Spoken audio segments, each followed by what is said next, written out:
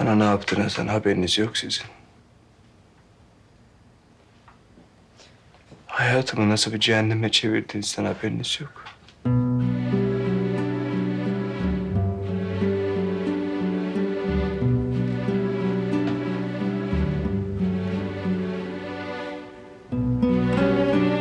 Sarhoşsun. En iyisi gel şimdi uyuyalım. Sen de aynı odada uyumak istediğimi kim söyledi? Çık. Başka odada uyu.